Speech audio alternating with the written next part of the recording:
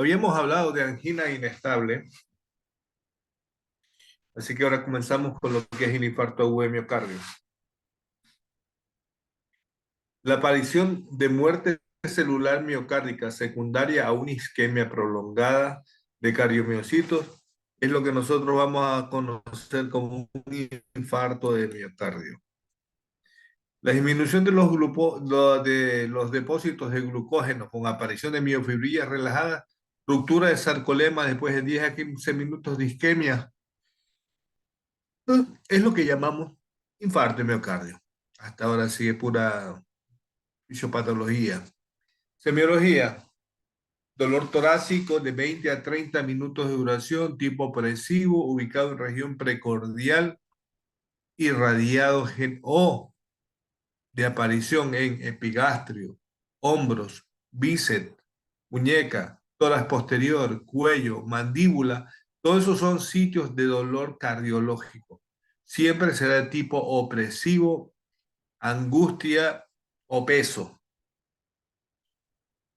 Puede presentarse con diaforesis, es decir, una sudoración fría, estado sincopal. El síncope es una pérdida de conocimiento de más de 10 minutos.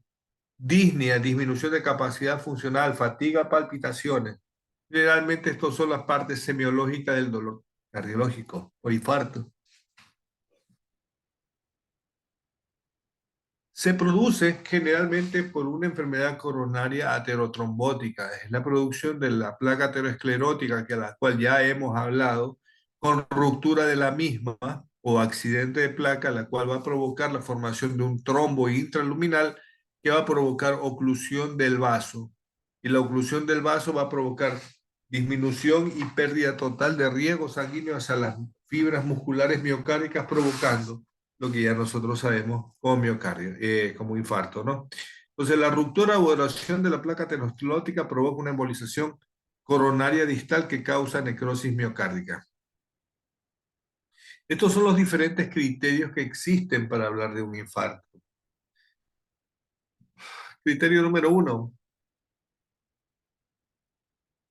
es la detención de un aumento del descenso de los valores con al menos uno de los valores por encima del ILSR por centímetro 29 menos uno en las siguientes condiciones. Es decir, estos son enzimas cardíacas las cuales van a salir y van a comenzar a disminuir posterior del tiempo. ¿Qué es lo que tenemos que ver como los criterios? Los síntomas de isquemia miocárdica aguda, los nuevos cambios isquémicos en el electrocardiograma, la aparición de ondas Q patológicas, la evidencia por imagen de pérdida de miocardio viable, o sea, en eco, ¿no? Que vamos a tener aquinesia o como sin movimiento de regiones miocárdicas que son de parte del riego sanguíneo coronario, con trastornos en la motilidad de la pared, siguiendo un patrón compatible con etiología isquémica, identificación de un trombo coronario por angiografía con imagen intracoronaria o por autopsia. Este proceso obstructivo lo que va a provocar un desajuste entre el aporte y la demanda de oxígeno. Generalmente se produce por una hemorragia gastrointestinal aguda con disminución brusca de la hemoglobina o una taquiarritmia sostenida con manifestaciones clínicas de isquemia miocárdica. Es frecuente en las mujeres, es decir, es la deprivación del riego sanguíneo debido a la falta de volumen, que puede llegar a provocar un infarto de tipo miocárdico, ¿no?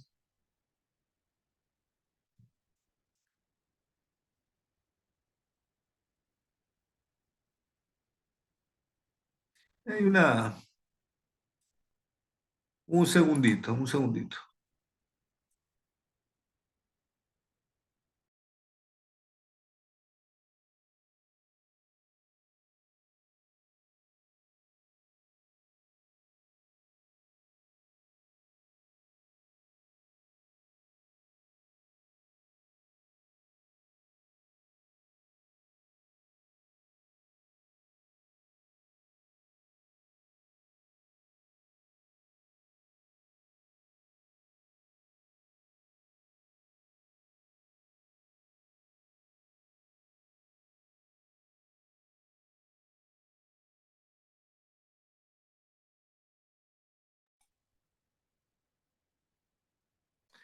Listo. Ya. Entonces, eh, clínicamente y semiológicamente, dolor torácico, 20-30 minutos de duración, diferentes ubicación, no exclusivamente a nivel precordial, puede ser un proceso doloroso tanto en cuello, mandíbula, hombros, brazos, tórax posterior, epigastrio, dependiendo del sitio de irrigación que está ocluido. 20-30 minutos de duración, acompañado de diaforesis, sudoración fría, disminución de capacidad funcional. Eh, Esto de aquí puede provocar también taquicardias. Eh, Esto va a provocar, después de 4 a 6 horas, elevación enzimática. Y estas elevaciones enzimáticas, anteriormente utilizamos mucho la CPK-MB, que era el 10% de lo normal de la CPK. Si la CPK estaba en 80, el 10% era 8. Pasado el 10% significaba que había lesión del músculo cardíaco. Actualmente estamos utilizando las troponinas. Ese es nuestro método de elección para determinar un problema cardiovascular o no. Entonces, las troponinas son componentes del aparato contráctil de las células miocárdicas y se expresan exclusivamente en el corazón. Son biomarcadores de elección para la evaluación del daño miocárdico. Se recomienda el uso de las troponinas de alta densidad en la práctica clínica habitual.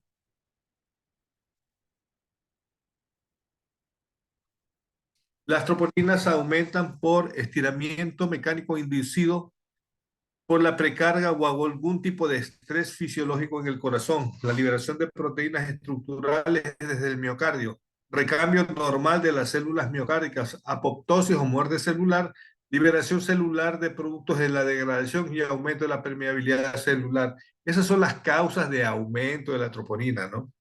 Ahora, las pruebas de la troponina es un examen que mide los niveles de las proteínas troponina T y de la troponina I. Son las dos tipos de troponinas que nosotros hacemos determinación. La que más estamos utilizando en el hospital es la troponina I. Estas proteínas se segregan cuando el miocardio resulta dañado, como ocurre con un ataque cardíaco.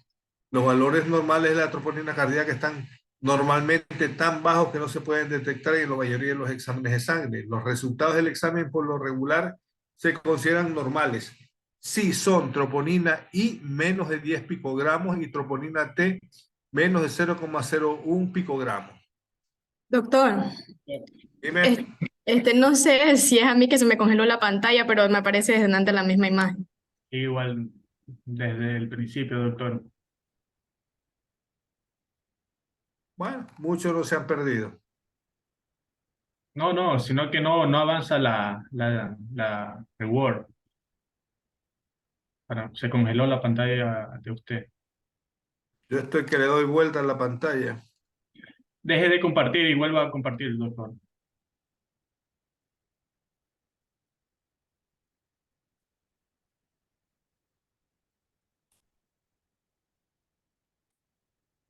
Porque sí, igual.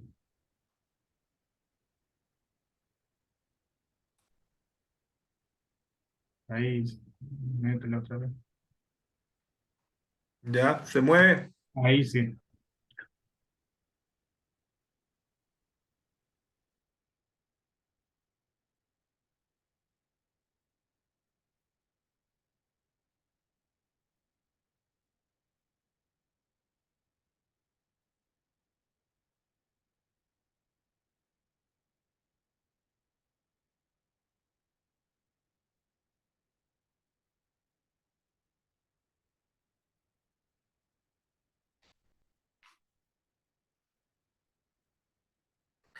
La troponina es una proteína que colabora con el acoplamiento de la actina-miosina, que se produce durante la contracción muscular. Comprende tres unidades denominadas troponinas T, troponina I y troponina C.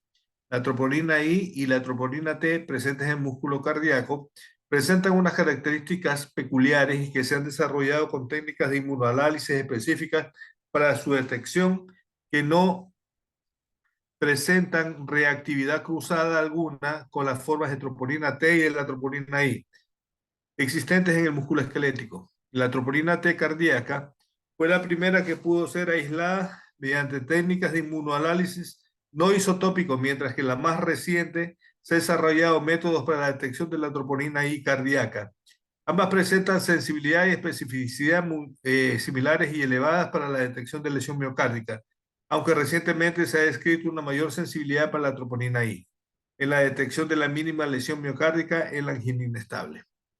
Bueno, acá lo que nos interesa es que nosotros tenemos que saber que troponina I tiene menos de 10 picogramos y la troponina T tiene de 0,1 picogramos.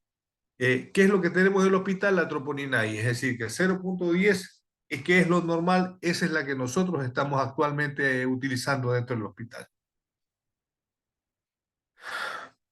Son muy útiles para la valoración de cuadros indicativos de cardiopatía isquémica cuando ya han pasado varios días desde el supuesto evento isquémico. A diferencia de la corta duración de la elevación de la CPK, es una elevación miocárdica, una lesión miocárdica. Las concentraciones de troponinas cardíacas permanecen elevadas durante al menos una semana después del inicio de los síntomas. Esto se debe a una cinética doble con una liberación rápida en relación con la fracción troponina y con la troponina C, disuelta en el citoplasma de los cardiomiocitos, y una fracción mayoritaria de liberación más sostenida que corresponde a la troponina ligada estructuralmente al complejo troponino-miocina. Infarto miocardio. A ver.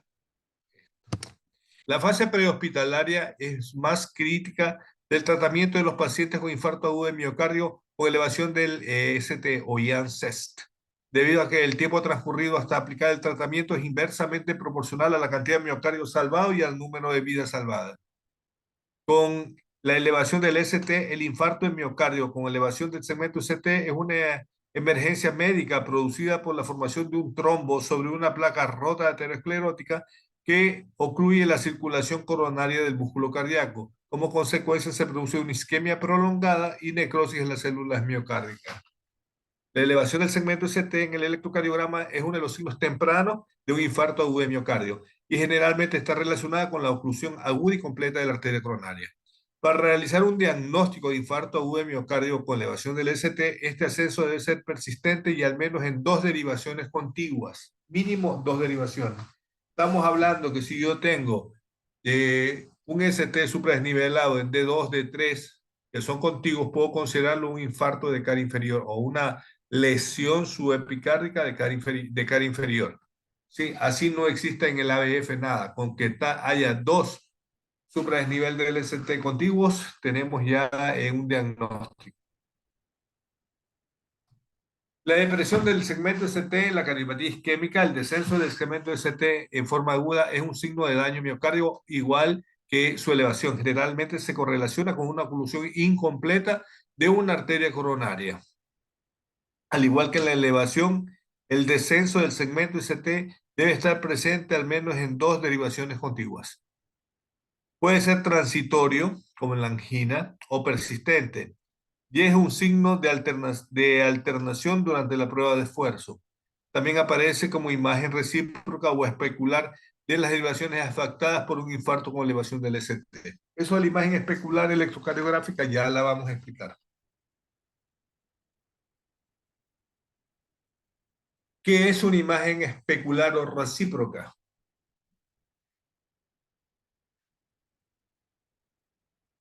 Durante un infarto de miocardio con elevación del ST, aparecen derivaciones con ascenso del segmento ST y derivaciones con descenso del segmento ST en el mismo electro. A esto se le denomina imágenes especulares o recíprocas. Las derivaciones que presentan descenso del segmento ST son derivaciones no afectadas por la oclusión coronaria. Solamente reproducen la elevación del segmento ST como si estuviese frente a un espejo. De ahí el nombre de imágenes especulares. Importante recalcar que un electrocardiograma que presente derivaciones con ascenso y descenso del ST, las derivaciones con elevación del segmento ST son las que reflejan el daño miocárdico. Por lo tanto, son los que marcan la localización y la extensión del infarto. Ustedes pueden ver en D1 y D2 acá. El D2, él tiene el segmento ST supradesnivelado. Este es el verdadero. La imagen especular o imagen en espejo, jamás es infradesnivel del ST, siempre es supradesnivel del ST. Esto es la imagen en espejo. Otras causas de elevación del segmento ST, la repolarización precoz. Existe una elevación del segmento ST cóncavo con presencia de onda J o empastamiento al final del QRS. En la pericarditis aguda tenemos un supradesnivel del ST también en su fase precoz, que puede tener un ascenso del segmento ST cóncavo en casi todas las derivaciones, menos en el ABR, con descenso del segmento PR generalizado. Eso es la pericarditis aguda. En la hiperpotasemia normalmente es ligero y se acompaña con una onda T alta y picuda, que es lo más frecuente.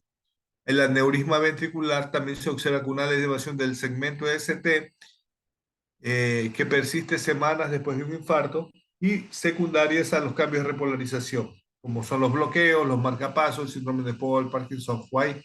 También tenemos el síndrome de Brugada, que es una elevación del ST en derivaciones derechas de B1 a B3 mayor de 2 milímetros y con una morfología característica. Eso lo vamos a discutir luego.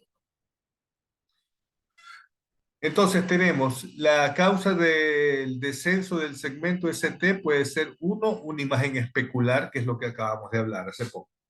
Tenemos también la impregnación digitálica, que es el desciende del segmento ST en forma cóncava, llamado cubeta digitálica o bigote en Salvador de bigote de Dalí, El Salvador Dalí.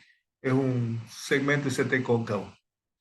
La hipopotasemia moderada o severa produce un descenso del segmento ST acompañado de onda T plana o negativa y aumento de la amplitud de la onda U. La hipertrofia ventricular izquierda es frecuente encontrar descenso del segmento ST asimétrico con un descenso inicial suave y ondas T negativas en las derivaciones laterales, como la hipertrofia del ventrículo izquierdo, eso ya lo hemos visto también. El prolaxo mitral de la válvula mitral en el electrocardiograma es normal, pero puede observarse descenso del segmento ST y ondas T negativas en derivaciones inferiores. Durante o tras una taquicardia paroxística se puede observar descenso del ST o de ondas T negativas que corrigen en la mayoría de los casos al cesar la taquicardia. Secundarias a cambios de repolarización tenemos los bloqueos de rama, los marcapasos y el Ward-Parkinson-White.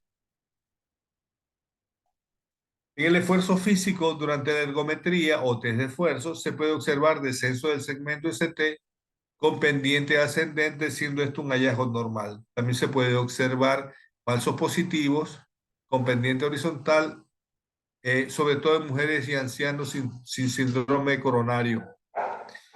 Infarto auricular, su incidencia varía según los reportes entre 1 y 17% de los infartos, y cuando un infarto involucra las únicas implica una gran extensión de lesión y una alta probabilidad de complicaciones como arritmias supraventriculares, bloqueos auriculoventriculares y embolismo pulmonar. Este es puro. El infarto del ventrículo derecho, los infartos anteriores y laterales son infartos del ventrículo izquierdo. El infarto inferior es un infarto del septum posterior con extensión variable hacia uno o a otro ventrículo.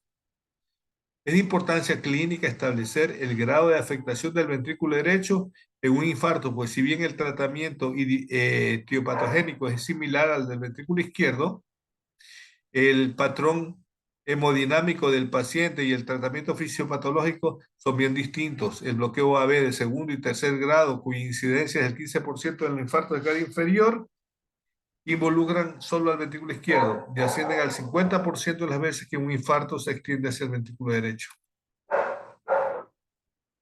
Esto es pura tontera. El Brugada es un trastorno genético poco común del sistema eléctrico del corazón.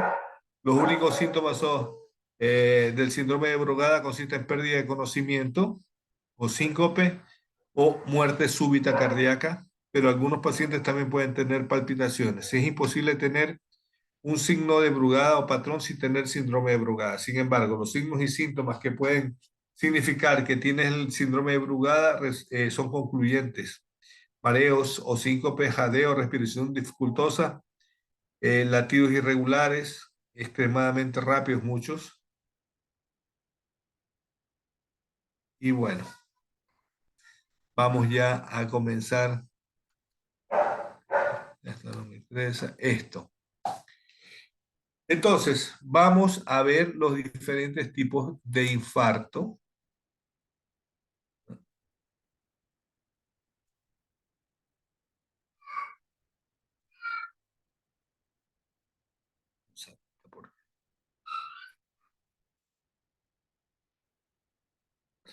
Bueno, ahí. Nosotros tenemos un proceso obstructivo de arteria coronaria. Este proceso obstructivo de arteria coronaria, ¿qué es lo primero que va a provocar? Que la despolarización en cualquiera de las caras que estén comprometidas, acuérdense ustedes que va de abajo hacia arriba, desde el endocardio hacia el epicardio.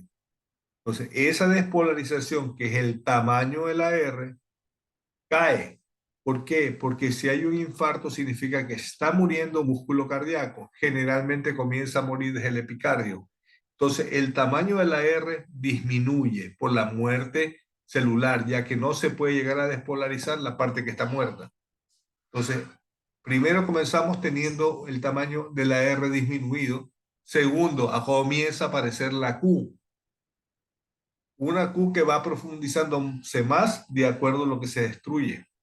Posteriormente aparece una onda T negativa que puede ser profunda y que lo único que indica es evolución de infarto. Aquí tenemos un infarto de cara inferior. Ya nosotros conocemos la cara inferior es D2, D3 ABF. Aquí no existe, como ustedes pueden ver, R en ningún aspecto. Ahí es directamente Q en D2, D3 ABF, que eso es la cara inferior cardíaca. Entonces tenemos una secuela de infarto de cara inferior. Cuando yo tengo esta secuela de infarto de cara inferior, como la coronaria derecha es grande y generalmente irriga punta cardíaca, tengo que ver B5, B6 cómo está. Y yo tengo aquí Q en B6, Q en B5, lo que me indicaría una secuela de infarto de cara inferolateral. Cuando existe un infarto de cara inferior, que es la coronaria derecha que se está obstruyendo, dependiendo del sitio donde se tapa, puede también dejar de irrigar la cara posterior cardíaca. Y la cara posterior cardíaca, cuando se infarta, es decir, cuando hay una Q en B7, B8, su imagen especular es una R grandota en B1. Aquí no hay, lo que significa que no existe infarto de cara posterior. Lo que hay es una secuela de infarto de cara inferolateral. Espero que haya quedado claro esto. Avancemos. Aquí.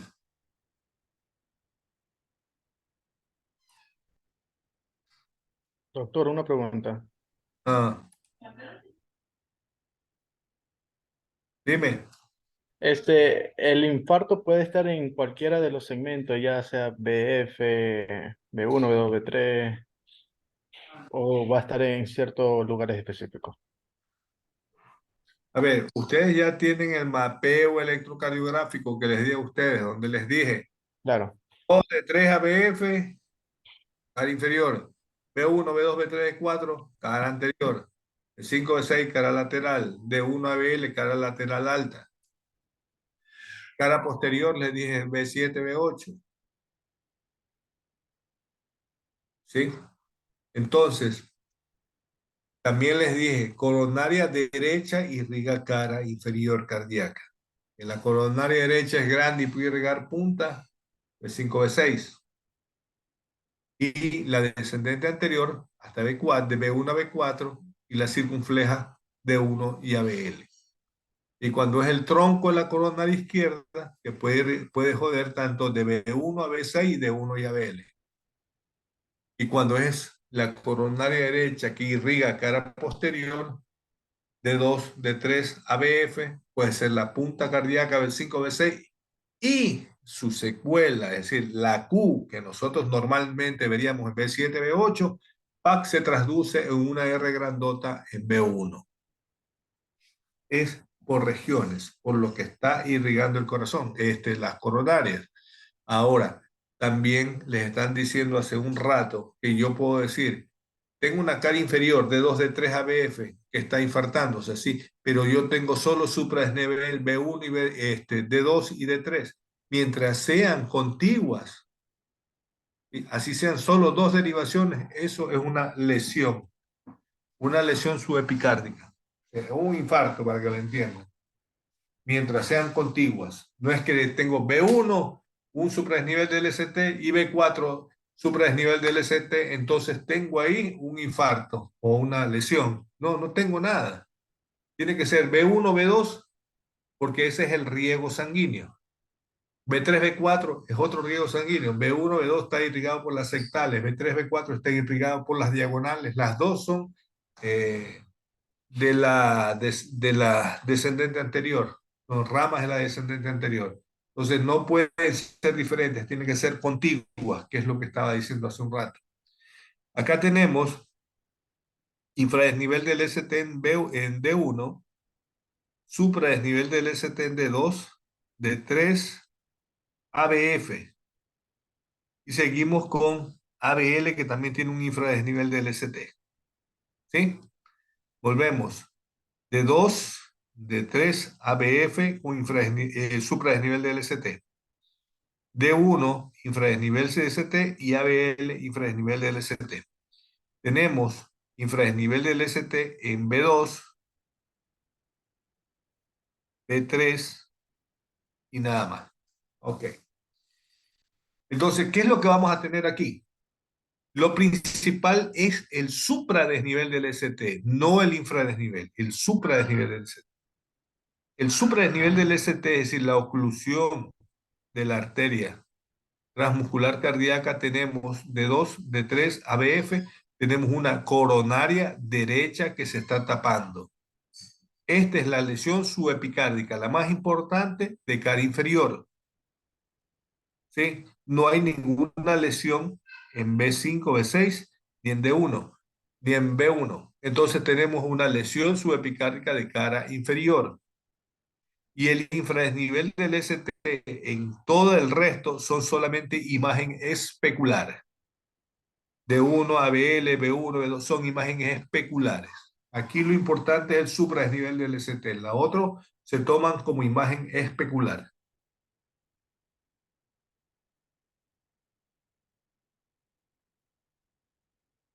Este.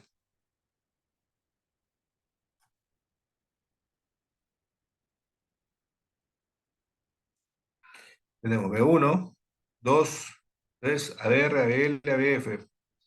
B1, B2, B3, B4, B5, B6. Listo.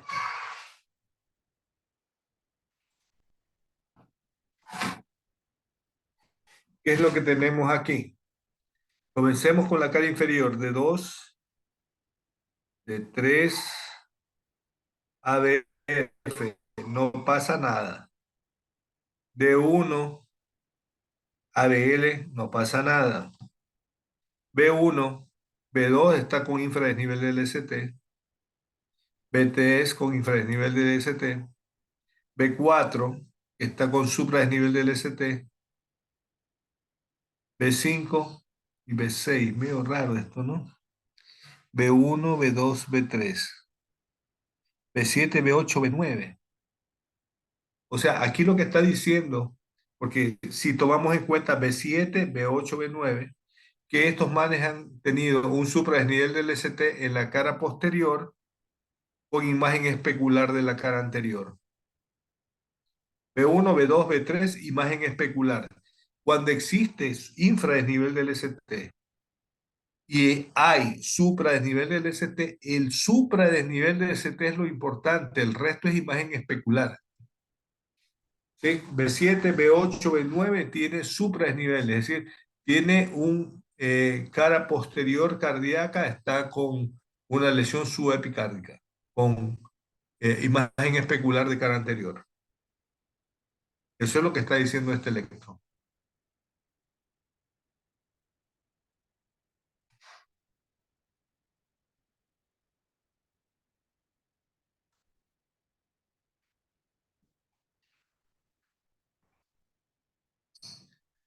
A ver, este.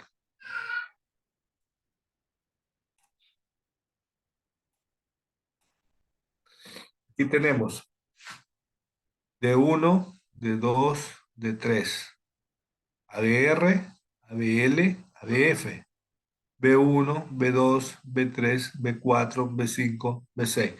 Tenemos un supradesnivel del LCT desde B1 hasta B6. Es una lesión subepicárdica de cara anterolateral. Lesión subepicárdica de cara anterolateral, ¿no?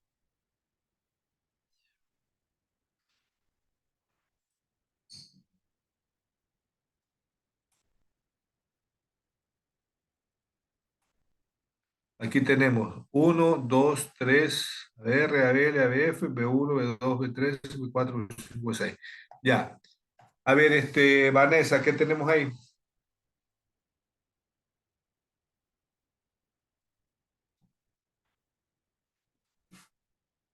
Vanessa, ¿qué tenemos ahí? Ya va un ratito.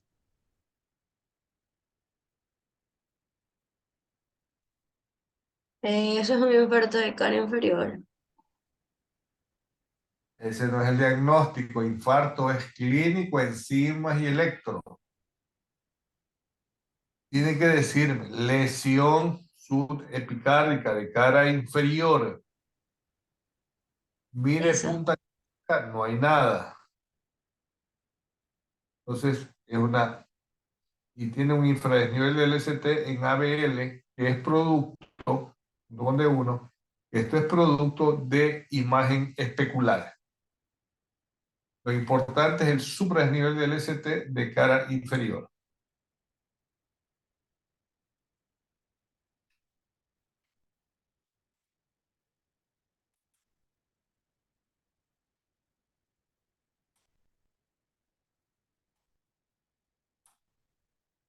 A ver.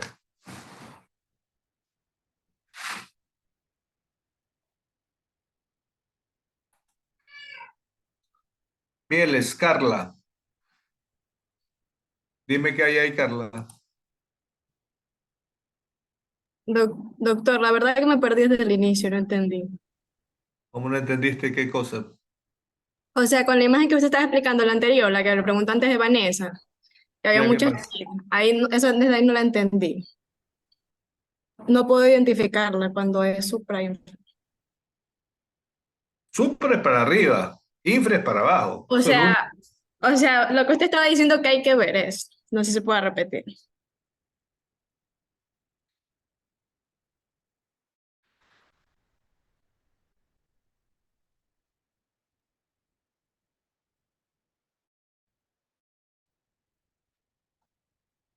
Todos ustedes tienen claro lo que es un supra desnivel del ST, espero. Porque una cosa es la línea de base. La línea de base es esta, donde se inscriben todos los complejos. Esta es la línea de base, es como una recta que tiraran de aquí hasta acá y ahí se inscribe la P, el PR, con eso. Supradesnivel del ST es cuando hay más de 2 milímetros para arriba, 2 cuadritos para arriba, todo, como esto. Esto es un supradesnivel del ST. Ya no está en la línea de base la R, está arriba. Entonces, esto es un supradesnivel del ST. Y lógicamente, si ese es un supradesnivel y esta es la línea de base, esto va a ser un infradesnivel del ST. Es lógico. Si esta es la línea de base, esto va a ser un infradesnivel del ST. Tienen que tener 2 milímetros para arriba como 2 milímetros para abajo para llamarse infra o supradesnivel del ST. Aquí tienen 3 o 4, igual para acá, 6, 7. Entonces, en base a eso, que ya entendiste, espero, ya, dame tu diagnóstico, niña,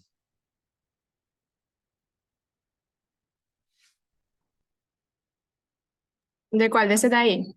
de ese estudio.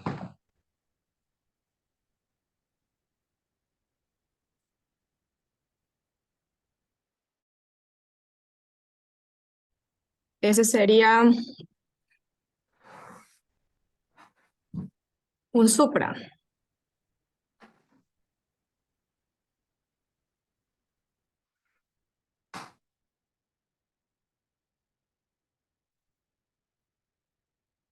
¿Pero de qué? Pues cariño, tú tienes que decirme cara, qué tipo de supradesnivel. De cara derecha en ese T.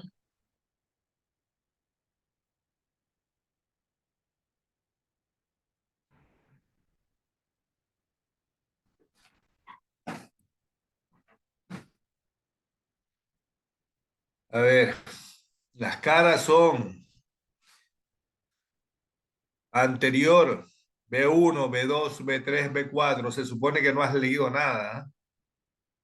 Laterales B5, B6, lateral baja. D1 y ABL, lateral alta. D2, D3 y ABF, cara inferior cardíaca. Acá tienes un supradesnivel del ST, con presencia de onda Q, supradesnivel y T negativas en cara en D2. ¿Dónde está el D3? Y el ABF. Este es el ABF. Este es el D2 o D3. Y acá está. D1, D2, D3. 1, 2, 3. ABR, ABL, ABF. Aquí está. En B2, que tienes presencia de Q. En D3, que tienes un supradesnivel del ST. Y en el ABF, que tienes un supradesnivel del ST. Significa que tienes una secuela de cara inferior. 2, 3 ABF. Con imagen especular, que son los infradesniveles de ST en ABL y en D1. Eso es lo que tú tienes aquí.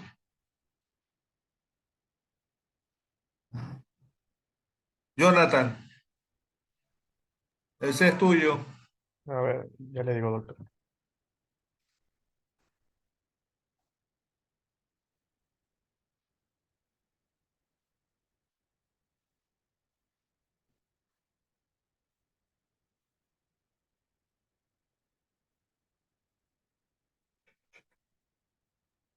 A ver, es un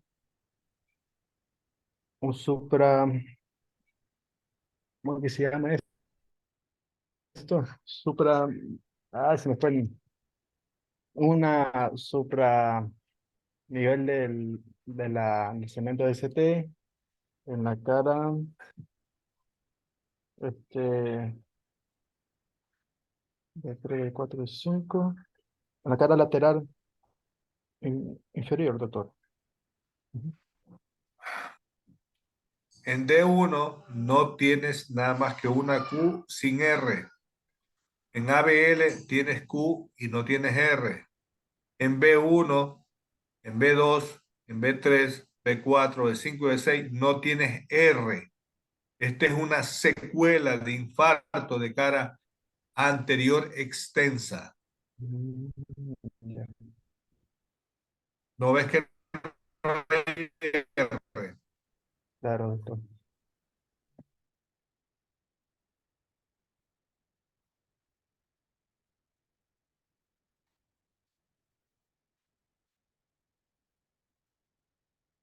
La fase hiperaguda, es decir, cuando comienza el proceso obstructivo coronario, tenemos lo primero, esto. Miren el ST cómo se pone. Esa es la fase hiperaguda. Posteriormente viene bajando el ST y comienza a aparecer la onda T negativa y después comienza a aparecer la onda Q. Q con T negativos. Y después, en algunos años, aparece como que no hubiera pasado nada. Es decir, ¿qué es lo importante para ustedes estas dos cosas? El ST supradesnivelado, que es la fase hiperaguda, y cuando va bajando, que va evolucionando. Cuando baja el ST y aparece la onda T negativa. Esa es la evolución de un infarto.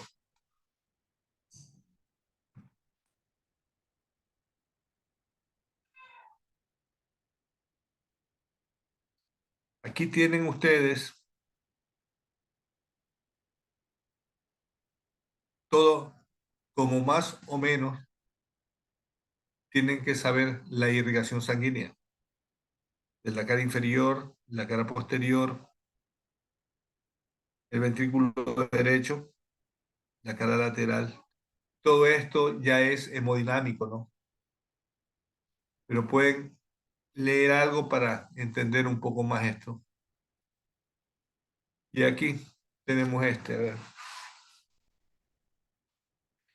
Dense en cuenta que aquí tenemos T negativa, de 1, de 2 no hay nada, de 3 no hay nada, en ABR nada, en ABL T negativa y en ABF nada. En B1 comienza a elevarse un poquito el ST, en B2 igual, en B3 ya está supradesnivelado, B4 supradesnivelado, B5, B6, nada. ¿Qué es lo que tenemos aquí? Una lesión subepicárdica de cara anterior.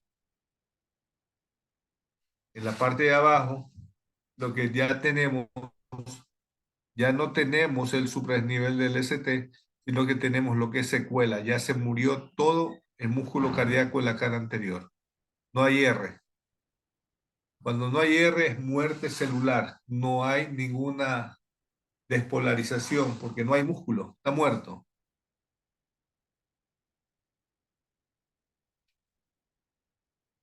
Acá tenemos un D1 con un supradesnivel, un ABL con supradesnivel, en B1, B2, B3, B4, B5, B6 con supradesnivel del ST, ¿sí? Lo que indica lesión hiperaguda de cara anterior extensa, con T negativas, perdón, con infradesnivel del ST en D3, en el ABF, que indica imagen en espejo. Es decir, cuando tengan ustedes esto, el ST supradesnivelado es el importante. El resto, el ST por abajo, se llama imagen en espejo o imagen especular.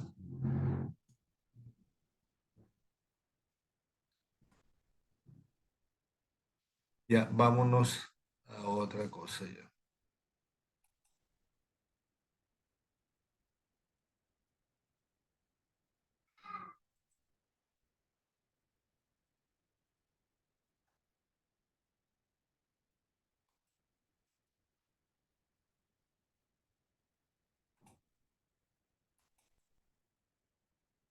A ver, esto se llama, solo tengo 28 y se han salido varios, Vanessa, me va a la lista.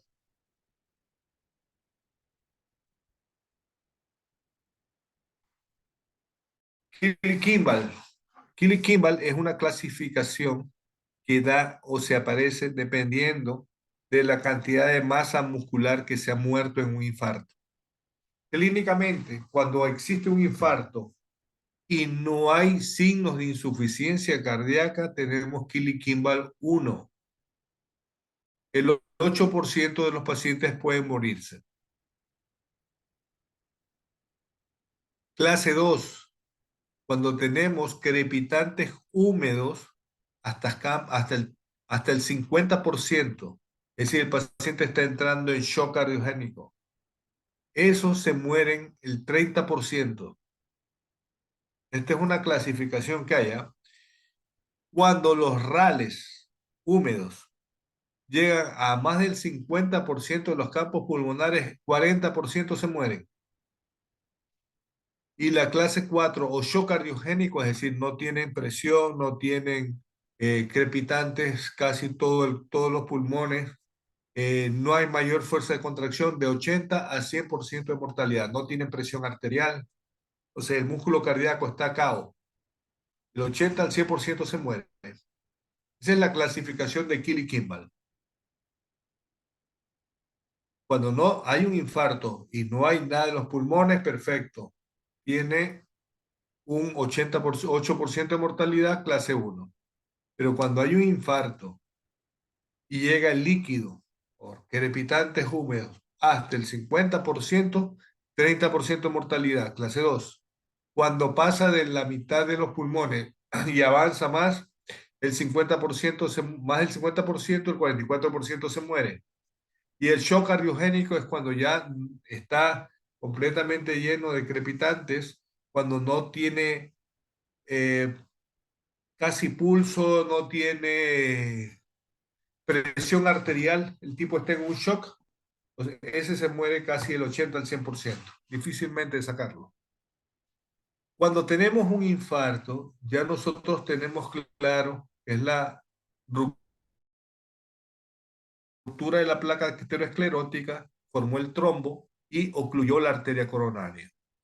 Dentro de los esquemas de tratamiento tenemos la triple combinación, que es el uso de aspirina, clopidogrel, enoxaparina, para evitar la antiagregación plaquetaria.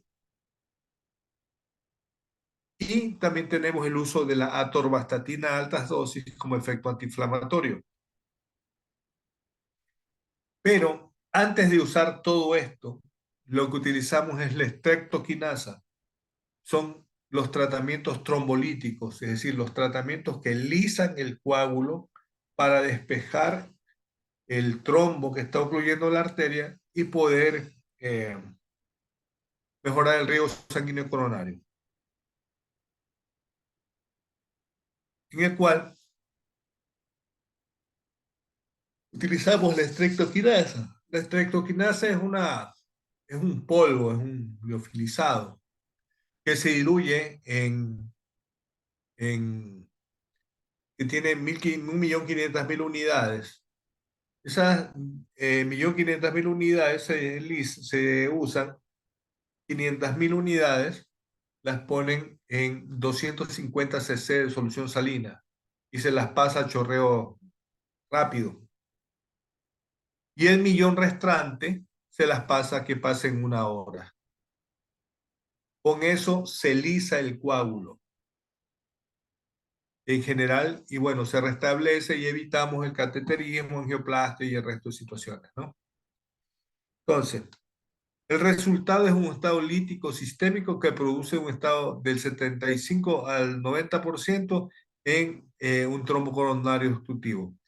En el uso de la estreptoquinasa no se mejora al paciente pasadas las 12 horas, es decir, hay un tiempo en el cual nosotros al meter la estreptoquinasa podemos salvar o recuperar un músculo cardíaco. Hasta las 3 horas se recupera más del 90%, de 3 a 6 horas un 50%, 12 horas ya no recuperamos absolutamente nada, no hay por qué meter estreptoquinasa. Entonces, la mejor mejoría, es decir, la mayor recuperación la tenemos entre 6 y 9 horas del uso para el estreptoquinasa. Entonces, 1.500.000 unidades diluidas en 100 que se pasen 30 minutos, o sea, 500.000 en 100 en 30 minutos y 1.000.000 en 60 minutos, ¿no? Tenemos que darle, porque esto es un derivado, el estreptoquinasa es derivado del estreptococo beta-hemolítico, tenemos que darle un antialérgico y hidrocortisona como para evitar un efecto antiinflamatorio. Tenemos otros fibrinolíticos como es la RTPase y la uroquinasa y la prouroquinasa. No lo usamos en nuestro medio, no lo tenemos. Ahora último sé que ya van a traer las 30 ampollas de RTPA para tener en el hospital, pero acá máximo hemos llegado a estreptoquinasa hasta ahora. Cuando nosotros tenemos el infarto, muchas veces dándole nitritos el paciente abre la arteria coronaria y esa apertura de arteria coronaria provoca un mejor riego sanguíneo, zafando de un infarto y del uso de los fibrinolíticos, que de todas maneras son un riesgo. Ahora, los nitritos lo que le hacen a uno es dar la posibilidad de poder enviar a un cateterismo cardíaco con recuperación casi total del músculo cardíaco.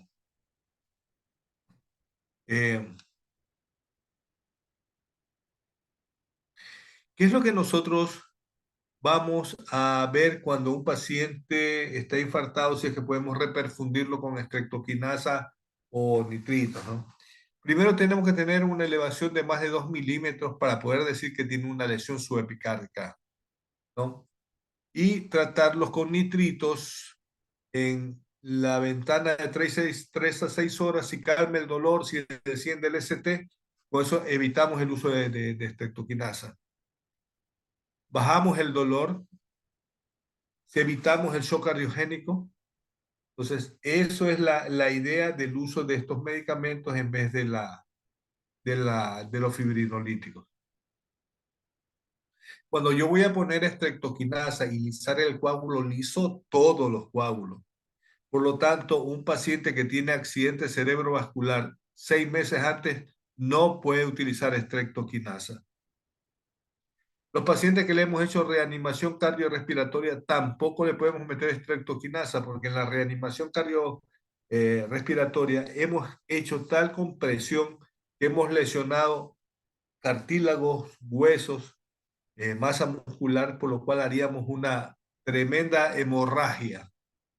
Entonces, en pacientes que hacemos RCP, no podemos utilizar estreptoquinasa.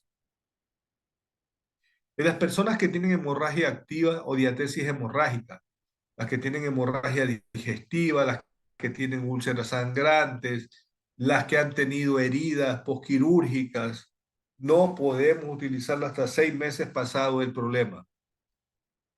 Nosotros podemos existir arritmias posterior a reperfusión que son de resolución rápida. Todo paciente que tenga cirugías previas de cualquier tipo 6 meses antes no puede hacer el uso de estreptoquinasa.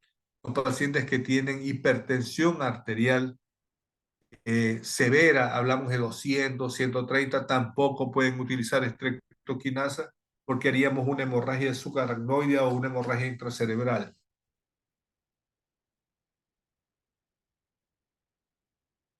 Ahora, eso es en el uso de la estreptoquinasa. Otra cosa que nosotros tenemos que ver es cuando yo tengo un infarto. El infarto es la oclusión de la arteria coronaria y no llega a riego sanguíneo al músculo cardíaco. Eso ya está claro. El no llegar riego sanguíneo al músculo cardíaco puede provocar que se rompa las cuerdas tendinosas o las cuerdas posteriores de la válvula mitral y provocar una insuficiencia mitral severa. Esa es una complicación de los infartos, especialmente de la coronaria derecha. Puede romper también el tabique, puede provocar ruptura de la pared libre con salida de sangre hacia el pericardio, haciendo un taponamiento cardíaco, y puede provocar un aneurisma ventricular. Esas son las complicaciones mecánicas del infarto. Aneurisma ventricular, ruptura de pared libre, ruptura de tabique y la ruptura de las cuerdas tendinosas con presencia de insuficiencia mitral. Esas son las complicaciones mecánicas de un infarto. El aneurisma ventricular es el adelgazamiento. Aquí tenemos la masa muscular normal. Tenemos la masa muscular normal del ventrículo, si está fuera. ¿Sí? Cuando se mueve porque está muerta, está fibrosada, es una zona fibrótica, ya no es una zona muscular porque murió. Después de la muerte o de la apoptosis celular viene la fibrosis. Entonces está fibrosada esta masa muscular. Esta fibrosis, ¿sí?, provoca adelgazamiento de la masa muscular, de esta masa, de este pedazo de tejido. Este tejido ya no tiene masa muscular, está fibrótico, entonces se adelgaza. Cuando el corazón se contrae para expulsar la sangre, este pedazo de músculo no se contrae, sino que se prolaxa para afuera, provocando una formación de domo o cúpula, como un chibolo, como decíamos antes. Que te hubieran golpeado y ¡pac!, se te inflamó, igualito. Eso de ahí se llama aneurisma ventricular. Y es que no hay masa muscular que contenga la sangre, sino que solamente hay un tejido que por presión del resto de músculo, la sangre va hacia afuera y lo prolaxa. Eso se llama aneurisma ventricular. Eso se ve en el electrocardiograma, que ya lo veremos después. Entonces, ¿qué es lo que nosotros tenemos en definitiva de todo lo que hemos hablado? Primero, el infarto es en la parte semiológica y clínica dos cosas. Primero, un dolor de pecho, que puede ser como un peso, una opresión. Puede estar ubicado en cualquier parte. Puede ser solo de cuello, solo de mandíbula, solo de hombros, solo de bíceps, solo de tórax posterior.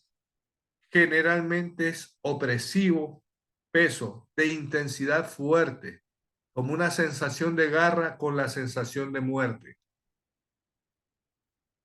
Esto puede estar ubicado en precordio o en los sitios de irradiación que se les acaba de decir, epigastrio, puede ser solo esa forma exclusiva. Dura de 20 a 30 minutos, de intensidad variable, generalmente de 3 a 6. Se acompaña de disminución de capacidad funcional, sudoración fría, disnea, palpitaciones, palidez generalizada, son signos de braditismo. Una vez que nosotros tenemos eso metido en la cabeza, tenemos que pensar que esto está ocurriendo porque una placa aterosclerótica se rompió. Esa placa sacó sustancias como la fibrina que trajo glóbulos rojos, glóbulos blancos, plaquetas, la unió y formó un coágulo y tapó la arteria.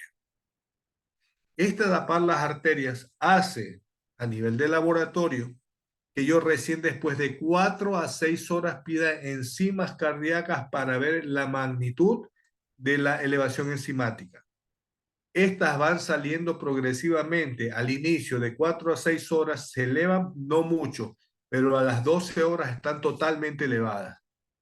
Y nos van a decir recién ahí la magnitud de un infarto. ¿Qué es lo que utilizamos? Utilizamos enzimas cardíacas como la CPK-MB y la CPK. La CPK en general no se utiliza en cardiología. La que se utiliza es la CPK-MB, que es el 10% de la CPK. Se utiliza la troponina, actualmente la troponina I y la troponina T. La troponina I es hasta 0,10 picogramos y la troponina T es hasta 0,1 picogramos, lo normal. Una vez que nosotros tenemos ya el diagnóstico infarto, nos vamos a electrocardiograma y en el electrocardiograma el primer espacio, el primer proceso obstructivo va a provocar en el electro un supradesnivel del ST. Este supradesnivel del ST es la fase hiperaguda. Para que se llame supra o infradesnivel del ST necesitamos que tenga dos cuadritos para arriba siempre. Ese es el supradesnivel del ST. Cuando sube el ST, se lleva la onda T inicialmente. Entonces tenemos solamente el ST elevado, nada más. Con la evolución, es decir, con el tiempo, el ST cae y aparece una onda T negativa y aparece la onda Q. Y eso ya se llama secuela o evolución de infarto. ¿Qué tanto mata un infarto del músculo cardíaco? Dependiendo de la R. Porque si yo, que ya sé que la R me indica la despolarización de la masa muscular cardíaca, ya sea de ventrículo izquierdo, de aurícula, lo que sea, la R me va a decir a mí qué cantidad de despolarización hay. Mientras menos R haya, hay más músculo muerto. Esa cantidad de músculo muerto va a llamarse secuela. Y siempre va a depender del tamaño de la R. Si la R desaparece, es una secuela completa de la cara anterior o inferior o la que sea. Cuando nosotros estamos estudiando infarto, el electrocardiograma puede presentarme a mí algo que se llama imagen especular. Cuando yo tengo una imagen hiperaguda, es decir, un ST supradesnivelado para arriba, ¿no? Me pueden aparecer ondas que indiquen un ST para abajo. Cuando existen los dos, para arriba y para abajo, el importante es el que está para arriba, el supradesnivel. Ese es el que está indicando lo que está pasando en ese momento en el ventrículo. el supradesnivel del ST, el infradesnivel, esa siempre va a ser imagen especular. No tienen que tomarlo en cuenta. Lo que se toman en cuenta es el supradesnivel del ST. Los sitios de ubicación, ya saben ustedes, de 2, de 3 ABF, cara inferior, de B1, B2, B3, B4, descendente anterior o cara anterior. De 1 y ABL es la circunfleja, cara lateral, y B5, B6, punta cardíaca o lateral baja. B6, B7, B7, B8, B9, eso es cara posterior cardíaca, que su imagen en espejo es una R grandota en B1. Una vez que nosotros hemos determinado que este señor se infartó, se está infartando, lo que sea, podemos utilizar drogas. Las primeras drogas que vamos a utilizar son las antiagregantes plaquetarias, aspirina, clopidogrel, enoxaparina. Y siempre vamos a meter a atorvastatina como efecto antiinflamatorio, no efecto para colesterol. En ese instante ya el colesterol no les importa el efecto antiinflamatorio de la atorvastatina. Comenzamos eso. Posteriormente, si es que el tiempo nos da, usamos primero nítido, saber si al dilatar la arteria coronaria mejora el riego sanguíneo y evitamos el uso de estrictos. Sigue empeorando el cuadro o no se resuelve, es lo que utilizamos es la estreptoquinasa. Estreptoquinasa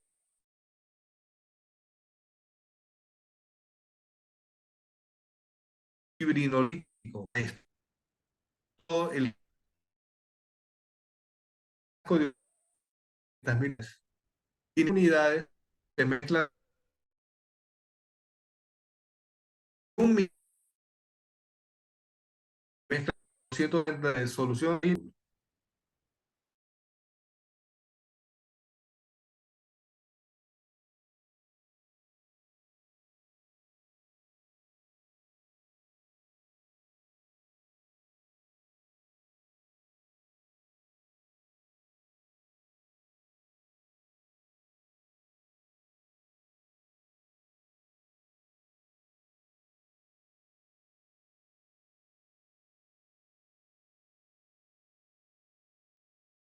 Todavía están vivos. Ya, entonces, una vez que nosotros hemos tenido el uso de la estreptoquinasa, ¿sí? O sea, tenemos el infarto y tenemos ya la idea de usar estreptoquinasa. Antes de usarla, yo tengo que pensar en cuatro cosas. La estreptoquinasa lisa todos los coágulos. Eso significa que ningún paciente operado antes de 6 meses puede meterse a estreptoquinasa. En pacientes que están operados, en pacientes que están con RCP recién hecha, en pacientes que tienen hemorragia digestiva, en pacientes que tienen úlceras gástricas, en pacientes que tienen neuroquirúrgicas o cualquier tipo de cirugía, no se puede utilizar estreptoquinasa porque lisan la fibrina, los coágulos que se están haciendo y comienza a sangrar por todo lado. Igual en los pacientes que tienen crisis hipertensivas.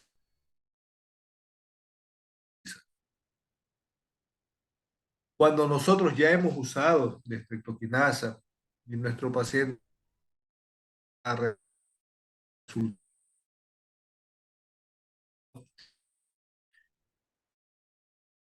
tenemos que pensar que significa la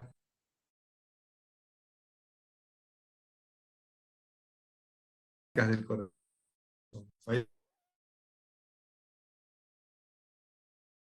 La ruta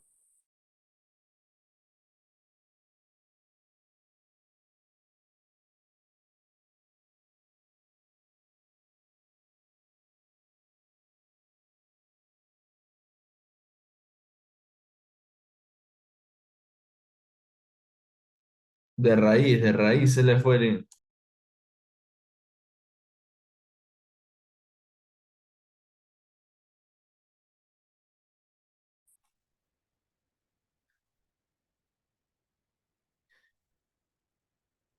Bueno, vamos a tener problemas con la bendita internet que se va por segunda vez. Bueno, más o menos hemos terminado lo que es el infarto. Lo único que me faltó recordarles es el Kimball, que es la cantidad de masa muscular que se ha muerto y lo que ha provocado.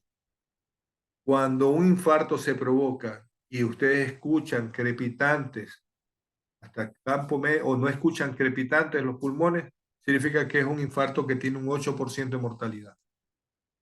Pero si comienzan a escuchar falla cardíaca, crepitantes, menos del 50%, ese es Kimball 2. Más del 50%, Kimball 3. Y el 4 es el shock cardiogénico cuando ha matado tanta masa muscular que ya no mantiene presión, pulso ni nada. Está muerto en realidad ese músculo cardíaco. Tienen 88% de mortalidad en un paciente con shock cardiogénico. Sobreviven solo por drogas cardiotónicas y nada más. Eso, y la próxima clase seguimos viendo electrocardiografía de infartos, ¿no?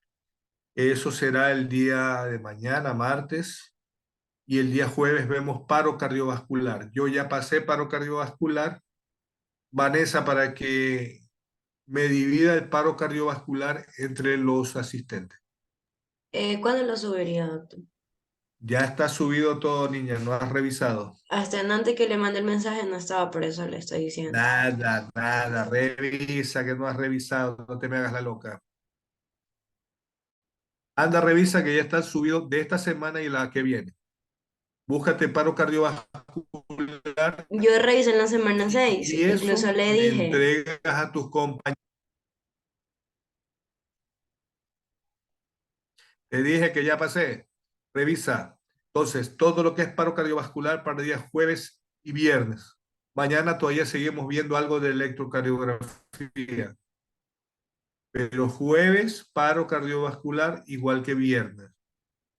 Ya, niñas, nos vemos. Buenas noches.